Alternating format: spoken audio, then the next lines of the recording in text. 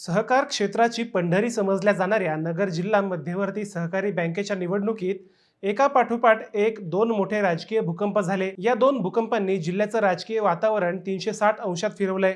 पहिला भूकंप होता प्रस्थापित नेत्यांना अपात्र ठरवणारी रिझर्व्ह बँकेची 10 वर्षांची सलग संचालक पदाची अट, आणि आता दुसरा त्याहून मोठा कायदेशीर भूकंप झालाय।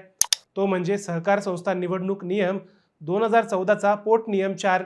आता या नव्या नियमामुळे अंतिम मतदार यादी प्रसिद्ध झाली तरी सोसायट्यांना आपले ठराव बदलण्याची ऐतिहासिक संधी मिळाली आहे। कालपर्यंत जे बडे नेते वयामुळे किंवा 10 वर्षांच्या नियमामुळे अडकून रिंगणाबाहेर गेले होते, ते आता थेट गादीवर बसण्यासाठी तयार होणार आहेत।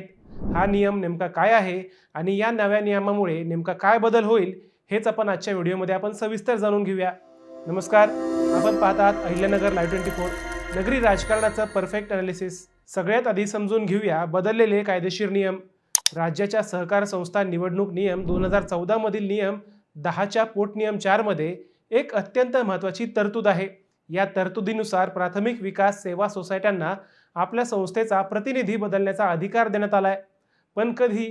उमेदवारी अर्ज दाखल करण्याच्या अंतिम मुदतीपूर्वी 5 दिवस आधीपर्यंत नव्याने ठराव करण्याची मुभा या नियमाने दिली आहे। आतापर्यंत सहकार क्षेत्रात एकच समज होता, तो म्हणजे एकदा का जिल्हा बँकेची अंतिम मतदार यादी प्रसिद्ध झाली की त्या यादीत ज्या कार्यकर्त्याचं नाव आहे तेच मतदार राहणार आणि तेच उमेदवारी अर्ज भरू शकणार। पण या पोटनियमाने हा समज मोडीत निघालाय। अंतिम मतदार यादी जाहीर झालेली असली तरीही मूळ प्रतिनिधीचा आधी पाठवलेला ठराव रद्द करून ऐनवेळी बड्या नेत्याच्या नावाचा नवीन ठराव बँकेकडे सादर करता येऊ शकतो। म्हणजेच ज्यांच्याकडे सोसायट्यांची सत्ता आहे ते रात्रीतून ठराव बदलून स्वतः मैदानात उतरू शकतात। आता हा नियम नगर जिल्ह्यासाठी इतका महत्त्वाचा का ठरला, त्याची पार्श्वभूमी समजून घ्या। रिझर्व्ह बँकेने नागरी आणि जिल्हा बँकांमध्ये एकाच संचालकाला सलग 10 वर्षांपेक्षा जास्त काळ राहण्यास बंदी घातली होती। यामुळे नगर जिल्हा बँकेत सलग 2 ते 3 टर्म संचालक राहिलेल्या चंद्रशेखर घुले, सीताराम गायकर, अंबादास पिसाळ, अण्णासाहेब मस्के आणि अरुण तनपुरे यांच्यासारख्या दिग्गजांचे पत्ते कट होणार हे निश्चित मानले जात होते। या धास्तीमुळे जेव्हा 3-4 महिन्यांपूर्वी जिल्हा बँकेच्या प्रारूप मतदार यादीसाठी सोसायट्यांचे ठराव मागवले होते, तेव्हा या बडे नेत्यांनी स्वतःचे ठराव पाठवण्यासोबतच आपल्या कुटुंबाचेही ठराव पाठवले होते। काही जागांवर तर ज्येष्ठ नेत्यांच्या जागी त्या नेत्याच्या घरातील दुसरी पिढी, विश्वासू कार्यकर्ते किंवा नातेवाईक यांचे ठराव बँकेवर पाठवून दिले होते। पण ट्विस्ट इथे आला। राज्य सरकारने RBIच्या या 10 वर्षाच्या नियमाला कायदेशीर पळवाट शोधून काढली आणि ही अट शिथिल केली। सरकारने सांगितलं की निवडणूक निर्णय अधिकारी या आधारावर कोणाचाही अर्ज बाद करू शकत नाहीत। आता अट तर रद्द झाली आणि नेत्यांना लढण्याची मुभा मिळाली, पण मेख अशी होती की त्यांचं नावच मतदार यादीत नव्हतं, ते प्रतिनिधीच नव्हते। अशा वेळी हा पोटनियम 4 या नेत्यांसाठी थेट देवदूत ठरला आहे। आता ते सोसायटीची तातडीची बैठक बोलावून स्वतःच्या नावाचा ठराव करू शकतात। आता हे जसं राज्यात अनेक जिल्ह्यात झालं तसं नगरमध्येही झाल्याचं बोललं गेलं। आता वळूयात नगर जिल्ह्याच्या सर्वात रंजक भागाकडे, म्हणजेच इथल्या पॉवर पॉलिटिक्सकडे। नगर जिल्हा बँक म्हणजे कोट्यवधी रुपयांची उलाढाल आणि ग्रामीण अर्थकारणाचा कणा। या बँकेवर ज्याचा ताबा त्याचं जिल्ह्याच्या राजकारणावर वर्चस्व।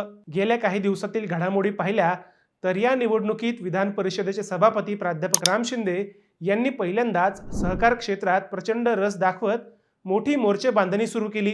राम शिंदे यांच्या गाठीभेटी थेट विखे विरोधी गटातील नेत्यांशी वाढल्या।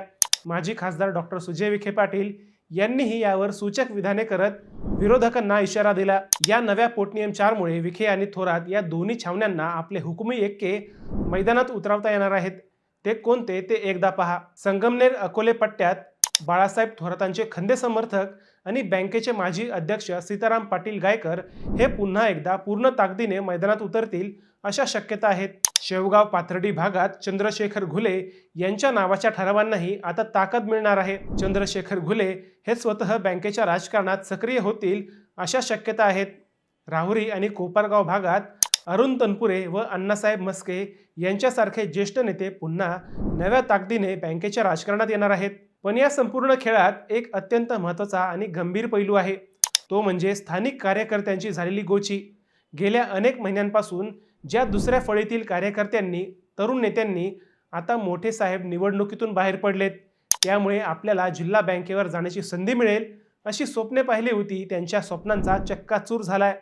ज्या कार्यकर्त्यांच्या नावाचे ठराव आधी सोसायटींनी पाठवले होते, त्यांना आता पक्षाच्या आणि मोठ्या नेत्यांच्या दबावामुळे आपले ठराव मागे घ्यावे लागण्याच्या शक्यताही आता व्यक्त केल्या जात आहेत. याचा परिणाम काय होईल तर अटीतटीची लढत.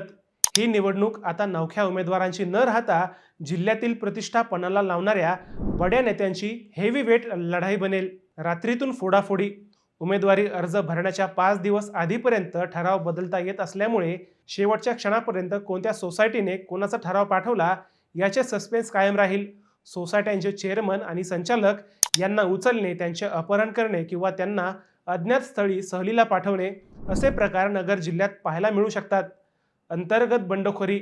ज्या कार्यकर्त्यांचे ठराव ऐनवेळी बदलले जातील ते कार्यकर्ते नाराज होऊन निवडणुकीत पक्षाच्या किंवा नेत्यांच्या अधिकृत उमेदवाराविरोधात छुपी बंडखोरी करण्याची दाट शक्यता आहे.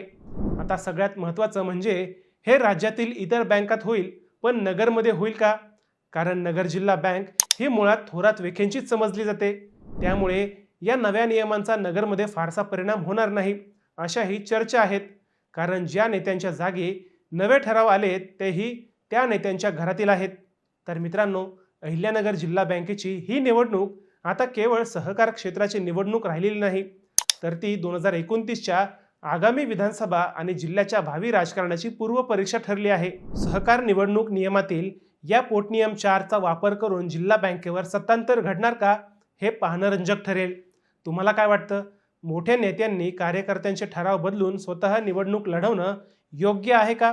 आणि नगर जिल्हा बँकेवर यावेळेस कोणाचा झेंडा फडकेल? तुमचं मत आम्हाला कमेंट करून नक्की सांगा. हा सविस्तर विश्लेषण करणारा व्हिडिओ आवडला असेल तर चॅनल लाईक, शेअर आणि सबस्क्राईब करायला विसरू नका. पुन्हा भेटूया नव्या विषयावर. तोपर्यंत सप्रेम नमस्कार.